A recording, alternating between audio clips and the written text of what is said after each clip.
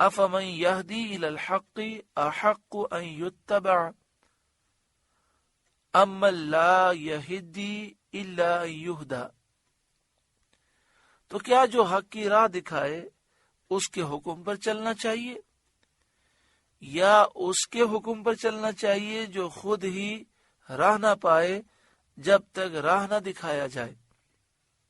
افمن یہدی الی الحق احق ان یتبع اما لا یہدی الا ان یہدی، یعنی جیسے تمہارے جھوٹے خدا بت ہیں، کسی جگہ جا نہیں سکتے جب تک کہ کوئی اٹھا لے جانے والا انہیں اٹھا کر نہ لے جائے، اور نہ کسی چیز کی حقیقت کو سمجھتے ہیں اور نہ حق کی راہ کو پہچانتے ہیں،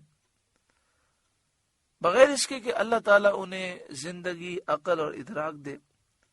تو جب ان کی مجبوری کا یہ عالم ہے تو وہ دوسروں کو کیا راہ بتا سکیں گے؟ ایسوں کو خدا بنانا، معبود بنانا، ان کا مطیع بننا کتنا باطل اور بیہودہ ہے۔ فما لکم کیف تحکمون، تو تمہیں کیا ہوا، کیسا حکم لگاتے ہو اور ان جھوٹے خداؤں کو تم خدا سمجھتے ہو، ان بے جان پتھروں کو۔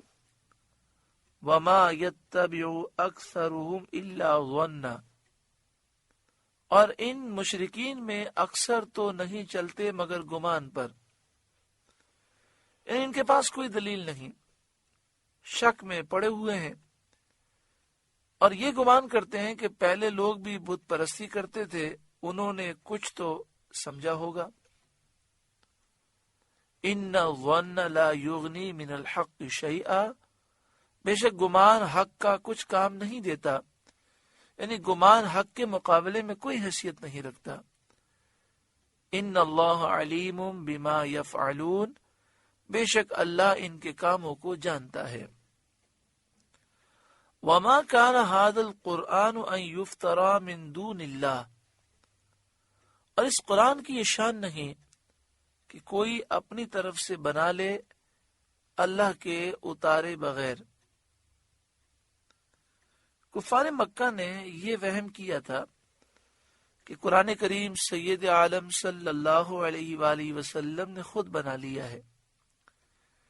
اس آیت میں ان کا یہ وہم دور فرمایا گیا کہ قرآن کریم ایسی کتاب ہی نہیں جس کی نسبت شک ہو سکے، اس کی مثال بنانے سے ساری مخلوق عاجز ہے، کوئی اس جیسی ایک آیت نہیں بنا سکتا، یقیناً وہ اللہ کی نازل فرمائی ہوئی کتاب ہے۔ وَلَكِن تَصْدِيقَ الَّذِي بَيْنَ يَدَيْهِ، ہاں وہ اگلی کتابوں کی تصدیق ہے، یعنی جو کتابیں پہلے آ چکی، توریت، انجیل، زبور، اس کی یہ تصدیق ہے۔ وَتَفْصِيلَ الْكِتَابِ، اور لوح محفوظ میں جو کچھ لکھا ہے سب کی تفصیل ہے۔ لا ریب فیہ، اس میں کچھ شک نہیں، من رب العالمین، رب العالمین کی طرف سے ہے۔ ام یقولون افتراہ، کیا یہ کہتے ہیں کہ انہوں نے اسے بنا لیا ہے؟ یعنی یہ کفار نبی اکرم صلی اللہ علیہ وآلہ وسلم کے متعلق یہ کہتے ہیں کہ انہوں نے خود بنا لیا ہے۔ قل، اے محبوب آپ فرمائیے، فَأْتُوا بِسُورَةٍ مِثْلِهِ، تو اس جیسی کوئی ایک صورت لے آؤ۔ وَادْعُوا مَنِ اسْتَطَعْتُم مِّن دُونِ اللَّهِ إِن كُنتُمْ صَادِقِينَ، اور اللہ کو چھوڑ کر جو مل سکیں سب کو بلا لاؤ اگر تم سچے ہو۔ اگر تمہارا یہ خیال ہے تو تم بھی عرب ہو، فصاحت اور بلاغت کے دعوے دار ہو، دنیا میں کوئی انسان ایسا نہیں ہے جس کے کلام کے مقابل کلام بنانے کو تم ناممکن سمجھتے ہو۔ دنیا میں کوئی بھی انسان اگر کوئی کلام لکھتا ہے تو اس کے کلام جیسا کلام بنایا جا سکتا ہے۔ تو اگر یہ تمہارے گمان میں انسانی کلام ہے تو ساری مخلوق کو جمع کر لو اور سب مل کر قرآن جیسی ایک صورت بنا کر دکھاؤ۔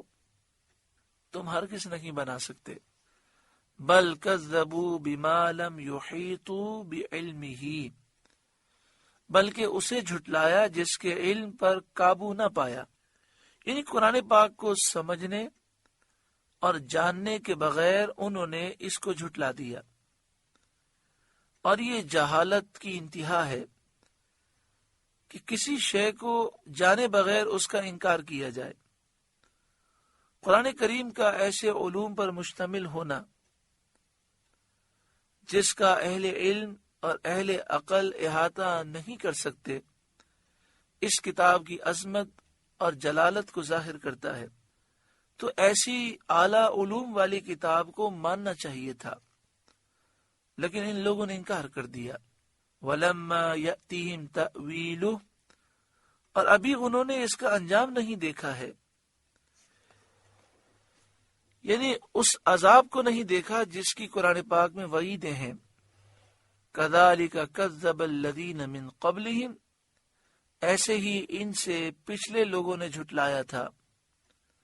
عناد، بغض اور حسد اور دشمنی کی وجہ سے انہوں نے اپنے رسولوں کو جھٹلایا۔ رسولوں کے معجزات اور ان کی نشانیاں دیکھ کر انہوں نے تدبر سے کام نہیں لیا بلکہ جھٹلا دیا۔ فانظر کیف کان عاقبۃ الظالمین، تو دیکھو ظالموں کا انجام کیسا ہوا، اور پہلی امتیں اپنے انبیاء کو جھٹلا کر کیسے کیسے عذابوں میں مبتلا ہوئیں۔ تو نبی اکرم صلی اللہ علیہ وآلہ وسلم کو جھٹلانے والے جتنے ہیں انہیں عبرت حاصل کرنی چاہیے۔ وَمِنْهُمْ مَنْ يُؤْمِنُ بِهِ، اور ان میں کوئی اس پر ایمان لاتا ہے، یعنی اہل مکہ میں سے کوئی نبی کریم صلی اللہ علیہ وآلہ وسلم پر ایمان لایا۔ وَمِنْهُمْ مَنْ لَا يُؤْمِنُ بِهِ، اور ان میں کوئی اس پر ایمان نہیں لاتا۔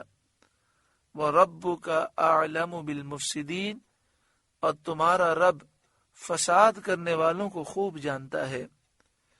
جو دشمنی کی وجہ سے، عناد اور بغض کی وجہ سے ایمان نہیں لاتے اور کفر پر اصرار کرنے والے ہیں، اللہ تعالیٰ انہیں خوب جانتا ہے۔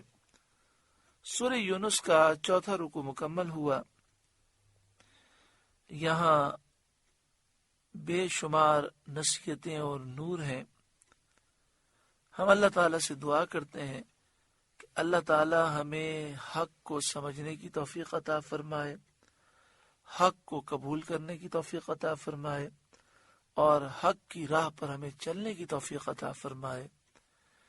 ہمیں نفس و شیطان کے وار سے بچائے۔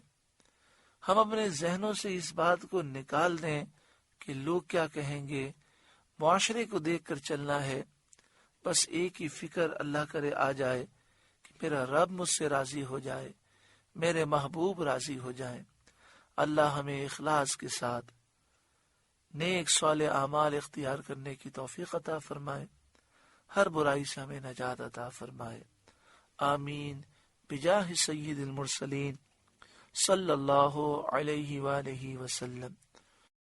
آپ سے گزارش ہے کہ قرآن کے اس پیغام کو آگے پہنچا کر ثواب جاریہ حاصل کریں۔